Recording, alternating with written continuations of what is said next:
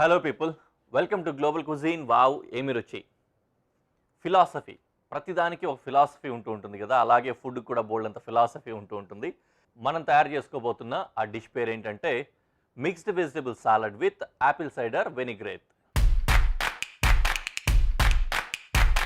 Mixed vegetable salad with apple cider vinaigrette. ఈ డిష్కి కావాల్సిన ఇంగ్రీడియంట్స్ ఒకసారి చూద్దాం. Carrot, red bell pepper, sugar, cucumber, cheese, olive oil, green bell pepper, yellow bell pepper, నిమ్మకాయ, tomato, Apple cider vinegar, ఇంకా onions, ఉల్లిపాయలు. మొదలు పెట్టేద్దాము. First cuttings అన్నీ కూడా నేను ఇక్కడ క్యూబ్స్ తయారు చేయడానికి ఉపక్రమించాను.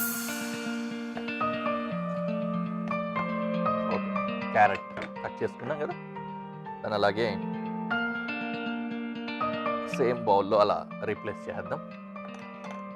Next red bell peppers cut చేస్తాం.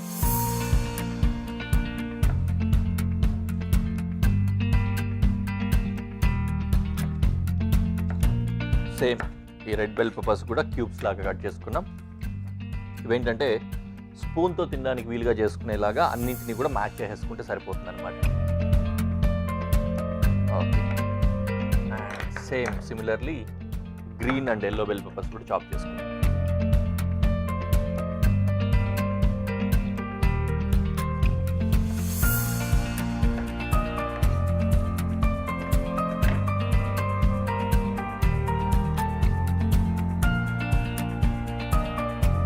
ఎప్పుడు మనం మాట్లాడుకుంటూ ఉంటాం కదా, సాలడ్స్ ముఖ్యంగా చాలా చాలా హెల్దీ ఫుడ్ అన్నమాట. అందుకనే సాలడ్లో ఎప్పుడు ఎలాంటి రెసిపీ ఉన్నా, ఎంత డిఫరెన్స్ వైవిధ్యం ఉన్నా కూడా దాన్ని అలాగే పట్టేసుకొని దాన్ని మళ్ళీ రీప్రొడ్యూస్ చేయడం అనేది చాలా ఇంపార్టెంట్. ఎందుకంటే యూజువల్గా మనము సాలడ్స్ని అవాయిడ్ చేస్తూ ఉంటాము, పెద్దగా తినడానికి ఇష్టపడం. కాబట్టి వాటిల్లో కనుక డిఫరెన్స్ దొరికిందంటే అట్లీస్ట్ ఒక డిఫరెంట్ వంటగా అయినా తినడానికి ఇష్టపడతాం. కాబట్టి అలా అయినా లోపలికి వెజిటబుల్స్ అన్నీ కూడా వెళ్తూ ఉంటాయి. ఎంత చూడండి, ఇప్పుడు మనం చేస్తున్న ప్రతి వెజిటబుల్లోనూ బోల్డ్ అంత ఫైబర్ ఉంటుంది. బాడీకి మనం ఫైబర్ పంపడమే మానేసాం ఈ రోజుల్లో. ఎంతసేపు కార్బ్స్, ప్రోటీను ఇట్లాంటివి పంపుతున్నాం. కానీ ఇంకా సాలడ్స్లో అయితే బోల్డ్ అంత వైటమిన్స్ కూడా దొరుకుతాయి.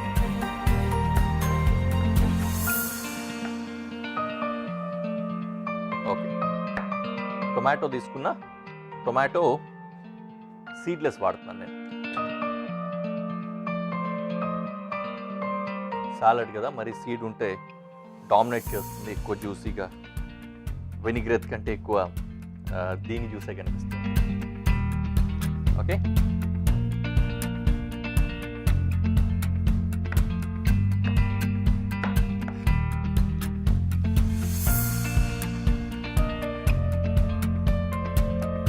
ఇప్పటికీ ఒక 10,000 సంవత్సరాలు అయి ఉంటుంది అనుకుంటా మనిషి పంట పండించడం మొదలుపెట్టి. మనిషి జీవితం దగ్గర దగ్గర అంతకంటే చాలా ఎక్కువ నుంచి ఉంది. 60,000 సంవత్సరాల చరిత్ర, 1,00,000 సంవత్సరాల చరిత్ర వరకు ఉంది మనిషిది. ఇప్పుడు ప్రజెంట్ మనం ఎవరైతే అనుకుంటున్నామో హోమోసెపియన్స్ అని, ఈ హోమోసెపియన్స్ అంతకుముందు మనలాగే బతికే ఒక జాతి ఉండేది, మనిషిలాగే ఉండేది, మనకంతే దృఢంగా. నియాండర్టాల్స్ అనేవాళ్ళు వాటిని. యాక్చువల్లీ తిండి ఎంత ప్రాముఖ్యమైందంటే వాటిని చూస్తే అర్థం అవుతూ ఉంటుంది. మనలాగే ఉన్న ఒక జాతి, నియాండర్టాల్స్ అనే జాతిని కొన్ని చరిత్రక ఆధారాలు ఏం చెప్తూ ఉంటాయంటే మన వాళ్ళు తినేశారంట. అలా నియాండర్టాల్స్ అంతరించిపోయారు, ఇప్పుడు లేరు. ఇప్పుడు హోమోసెపియన్సే ఉన్నారు. అలా ఓకే, హోమోసెపియన్స్ చేసిన మొదటి అడుగు ఏంటంటే ఆహారంలో అప్పటి వరకు వేటాడుకుంటూ చేసుకుంటూ ఉన్న ఈ హోమోసెపియన్స్ కాస్త పండించడం మొదలుపెట్టారు. మామూలుగా ధాన్యాలు అవి దొరికేవి వీళ్ళకి. అప్పుడున్న తెలివితేటలకి అది చాలా గొప్ప విషయమే అనుకోవాలి. నిజానికి ఒక విత్తనం నాటితే దాంట్లోంచి మొలకొస్తుంది, మొలకొచ్చిన తర్వాత పంట వస్తుంది, ఇలాంటి విషయాలు తెలిసేవి కాదు. సో ఒకసారి అనుకోకుండా ఒక లేడీ, ఆమెకి డౌట్ వచ్చి ఈ పంట ఎలా వస్తుంది, ధాన్యంతో వస్తున్నట్లుంది అన్న ఒక అనుమానం వచ్చి ఆమెకి వాళ్ళ తెగలో గ్రూప్లోని పిల్లలందరూ కూడా ఆ ధాన్యాన్ని సేకరించి తీసుకెళ్తూ ఉంటే ఒక అడవి ప్రాంతంలో, ఆ అడవి ప్రాంతంలో నుంచి ఆమె ఆ ధాన్యాన్ని మళ్ళీ వాళ్ళ దగ్గర నుంచి కొద్దిగా తీసుకొని ఒక చోట మట్టినంతా కూడా అలా కూరినట్లుగా చేసి దాంట్లో వాటిని చల్లుతుంది. చల్లేసి వాటిలోంచి మొలక రావడం కోసం వెయిట్ చేస్తుంది. దానికి నీళ్ళు వేయాలని కానీ, అవి ఎప్పుడు వస్తాయి, ఎలా వస్తాయి, ఇట్లాంటి విషయాలు తెలియవు. అనుకోకుండా ఒకరోజు వర్షం పడుతుంది. పాపం రోజు చూస్తూ ఉంటుంది ఆమె. ఆ మరుసటి రోజు మొత్తానికి మొలకలు వస్తాయి. అలాగా విత్తనాలు వేస్తే మొలకలు వస్తాయి అనే విషయాన్ని కనిపెట్టి వ్యవసాయం అనేది మనిషి చేయడం మొదలుపెట్టాడు. అప్పుడు పెద్ద ఇన్వెన్షన్ అనమాట. అక్కడి నుంచి వ్యవసాయం, ఆ తర్వాత ధాన్యం, ఆ తర్వాత మళ్ళీ వాటిని వండుకోవడం, ఇట్లాంటివన్నీ కూడా పెద్ద చరిత్ర జరిగిపోయింది. ఇక్కడ వరకు తీసుకొచ్చేసాం, ఇన్ని వంటలు వచ్చేసాయి. బట్ మొదట్లో చేసిందైతే ఇలాంటి సాలడ్సే. ఇన్ని కలుపుకునే వాళ్ళు కూడా కాదేమో, కాయలే కొరుకు తినేవాళ్ళు. ఆబ్వియస్లీ సాలడే. ఓకే, పెద్ద కథ అయిపోయింది కదా. కీరా కట్ చేస్తున్నా. కీరా కూడా వీలైనంత వరకు సీడ్లెస్ తీసుకున్నాం. దీంట్లో స్టెమ్ తక్కువ ఉంది. సేమ్ కీరా కూడా క్యూబ్స్ కట్ చేస్తున్నా.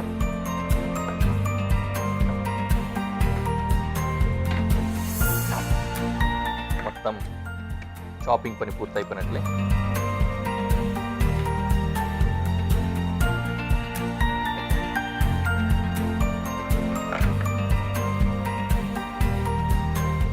ఇప్పుడు మిక్సింగ్ బౌల్ పెట్టుకొని మిక్సింగ్ బౌల్లో చక్కటి వెనిగ్రేట్ తయారు చేసుకుందాం. Apple cider vinaigrette.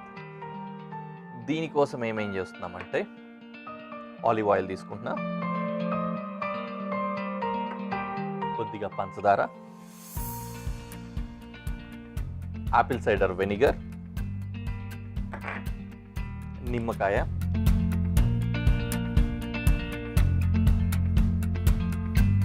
ఎస్ బోల్డ్ ఎంత అవుతుంది కదా వెనిగర్, క్వాంటిటీ బాగానే వస్తుంది. కొద్దిగా ఉప్పు అండ్ పెప్పర్.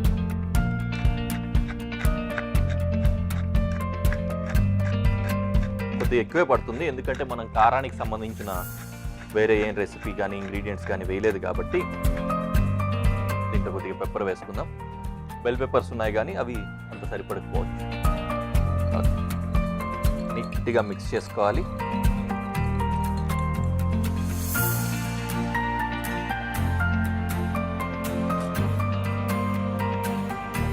ఇప్పుడు ఏం చేద్దామంటే వెనిగ్రేట్ కూడా రెడీ అయిపోయింది కదా, ఒక్కొక్కటే వెజిటబుల్ వేసేసి మిక్స్ చేసుకుందాం.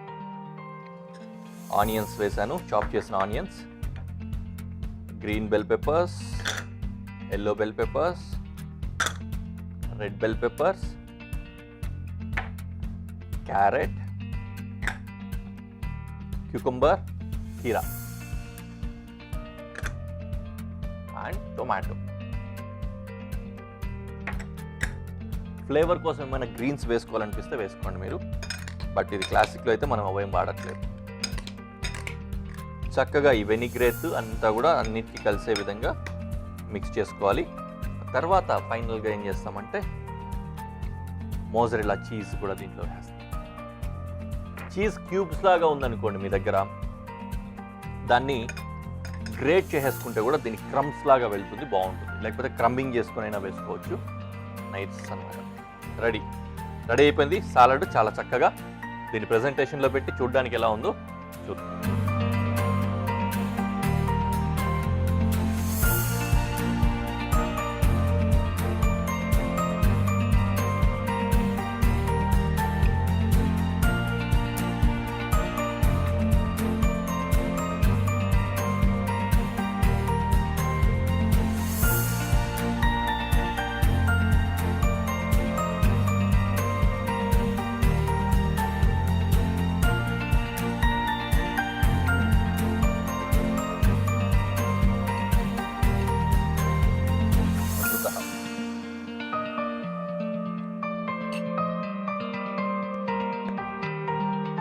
చక్కటి డ్రెస్సింగ్, చాలా బాగుంది. వెజిటబుల్స్ తినరు అనుకుంటారు కదా, ఇలాంటివి చేసుకుంటే ఖచ్చితంగా తింటారు.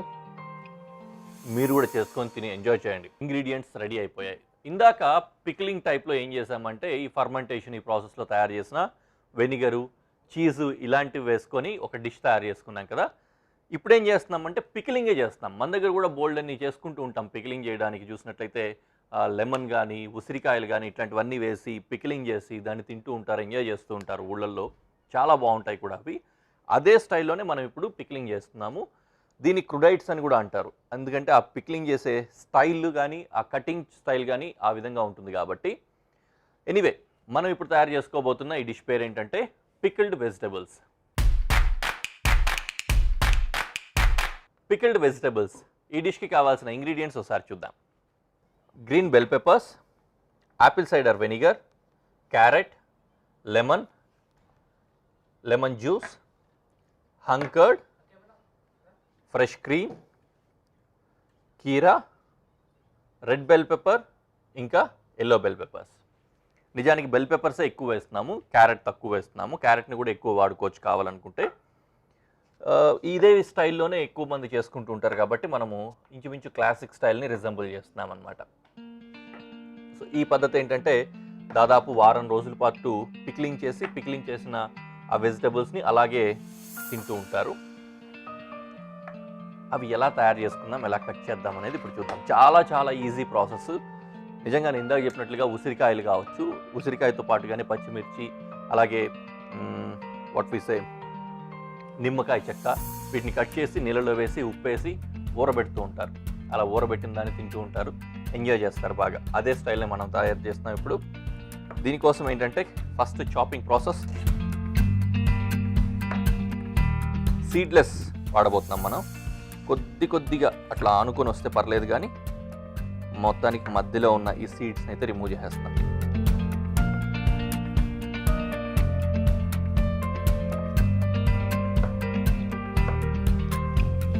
ఇలా నీట్గా మనకు కావాల్సిన విధంగా కట్ చేసేసుకొని వీటన్నింటినీ యాపిల్ సైడర్ వెనిగరు, నిమ్మకాయ రసము, ఉప్పు ఇవన్నీ వేసి ఊరబెడతాం అన్నమాట.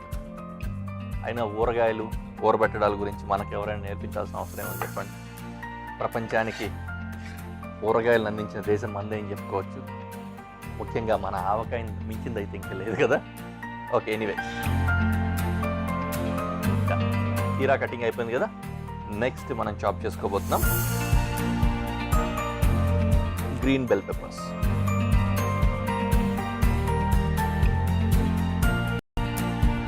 ఈ ఫర్మెంటెడ్ పికిల్డ్ ఫుడ్ తినడం ఒక రకంగా మంచిదే అని కూడా అంటారు. ప్రోబయోటిక్స్ అవి ఉంటాయి, అదొకటి. రెండోది డైజెషన్కి బాగా హెల్ప్ఫుల్గా ఉంటుంది అని కూడా అంటూ ఉంటారు.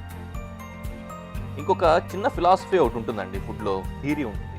అదేంటంటే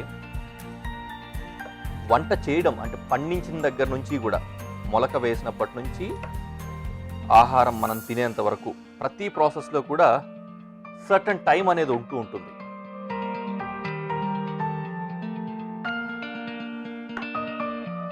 ఓకే, సో రెడ్ గ్రీన్ అయిపోయింది, ఎల్లో చాప్ చేస్తాం.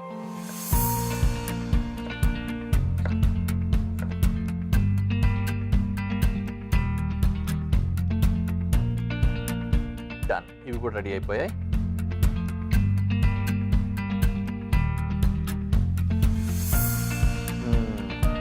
Chopping work almost done. Last but not least carrot మిగిలింది. క్యారెట్ని కూడా చాప్ చేద్దాం.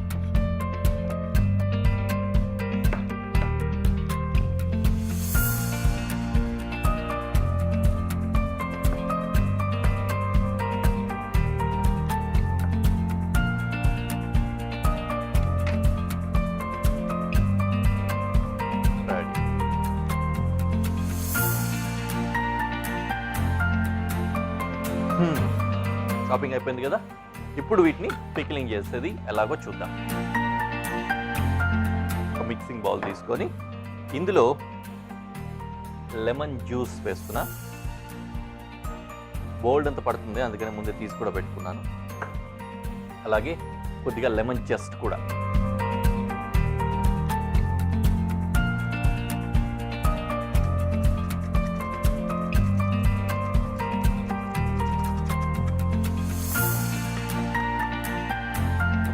అలాగే ఈ నిమ్మకాయని కూడా కొద్దిగా కట్ చేసి దీంట్లోంచి కూడా కాస్త నిమ్మరసాన్ని పెడతాం.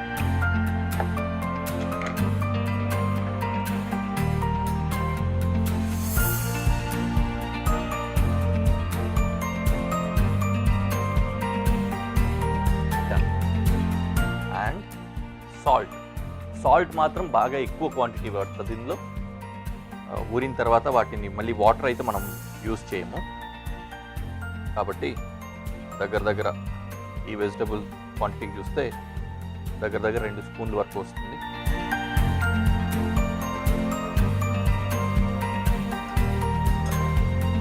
ఉప్పులో ఊరబెట్టడం అంటారు కదా, అదే కాన్సెప్ట్. పెప్పర్ కూడా వేస్తున్నా బాగా.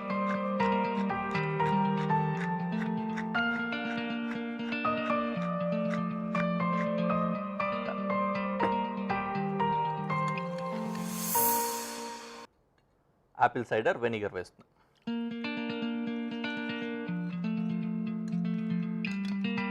ఏమున్నాయి ఇందులో, వాడాల్సినవన్నీ అయిపోయాయి కాబట్టి ఈ క్రీము హంకర్డ్ తోటి వీటికి సంబంధించి డిప్ తయారు చేయబోతున్నాం మనం. అది కూడా నేను మీకు చూపిస్తాను. ఇక్కడ వరకు ఇది రెడీ అయిపోయింది. దీంట్లో ఒక్కొక్క వెజిటబుల్ వేసేసుకొని నానబెట్టడమే. ఫస్ట్ కట్ చేసిన క్యారెట్ వేసాను, అలాగే green bell peppers, red bell peppers, yellow bell peppers and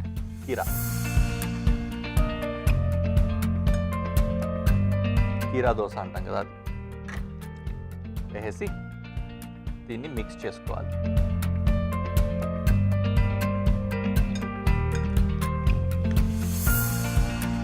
గట్టిగా టాస్ చేసుకొని దీనికి మొత్తం అంటే విధంగా చూసుకుందాం కదా. అంటకపోయినా పెద్ద ప్రాబ్లం లేదు, వాటర్ వేస్తే ఆటోమేటిక్గా 7 రోజుల్లో ఖచ్చితంగా అంటుకుంటుంది. ఇది అర్థమైపోయింది. ఇప్పటికి లీక్ చేసేస్తాను నేను మీకు విషయాన్ని. ఇది 7 days నీటిలో ఊరాలన్నమాట, అందుకోసం. ఓకేనా? వేసేసిన తర్వాత దీనికి వాటర్ టాప్అప్ చేస్తాం. వాటర్ ఎంత అంటే వెజిటబుల్స్ అన్నీ కూడా మునిగేంత క్వాంటిటీ రావాలి. నిజానికి మన వెజిటబుల్స్ అన్నీ కూడా కరెక్ట్గా ఈ బౌల్కి సరిపోయే విధంగా వచ్చాయి. దీన్ని తీసుకెళ్ళి ఫ్రిడ్జ్లో పెట్టేసుకుంటాం. ఫ్రిడ్జ్లో అంటే డీప్ ఫ్రిడ్జ్లో కాదు, మామూలు ఫ్రిడ్జ్లో. అలా పెట్టేసుకొని రోజు మార్చి రోజు ఒకసారి పెట్టేసి వచ్చి చెప్తాను.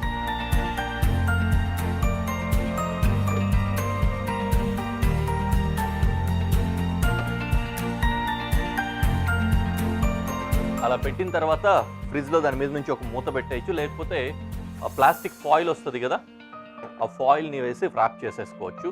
అలా పెట్టేసి ఈరోజు పెట్టాం కదా, మళ్ళీ రేపు ఒకసారి బయటకు తీసి మిక్స్ చేయాలి.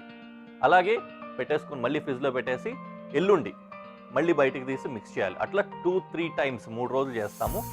3 రోజుల తర్వాత 4వ రోజు నుంచి మళ్ళీ మిక్స్ చేయడం కానీ డిస్టర్బ్ చేయడం కానీ చేయము, అలా వదిలేస్తాము. వారం రోజుల తర్వాత 7 days తర్వాత it is ready to eat. అది 7 రోజుల ప్రాసెస్ ఉంటుందన్నమాట.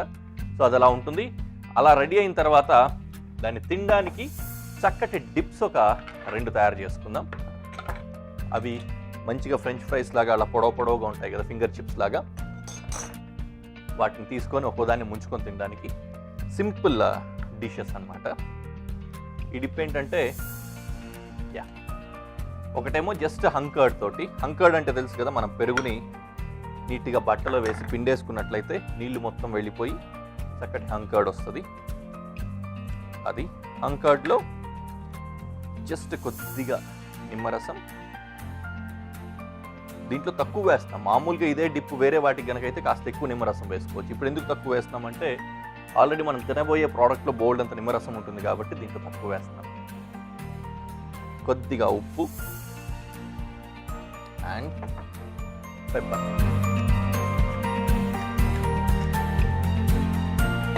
వేసి మిక్స్ చేసుకోవాలి. క్రీమ్ లాగా వచ్చేస్తుంది.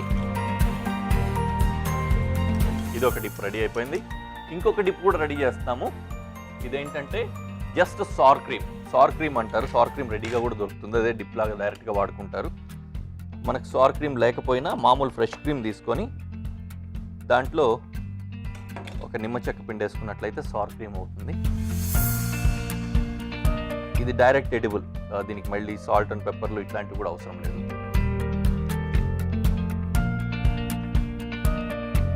సో చక్కటి పికిల్డ్ వెజిటబుల్స్ రెడీ అయ్యాయి.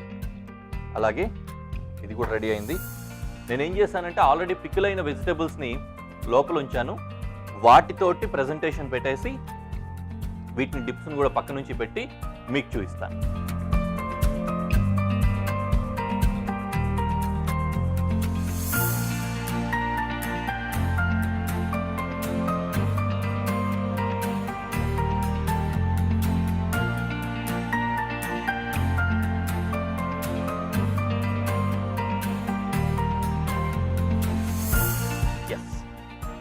ముఖ్యంగా ఫ్రిడ్జ్లో పెడతాం కాబట్టి వీటిలో డిస్కలరేషన్స్ ఇట్లాంటివి కూడా ఎక్కువ అవ్వవు, బాగానే ఉంటాయి చూడడానికి కూడా.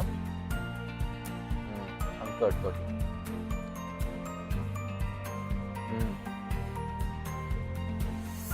పచ్చిగా కూడా బాగున్నాయండి, అలాగే తినేయచ్చు. నైస్. ఇది కూడా చూద్దాం ఎలా ఉంది.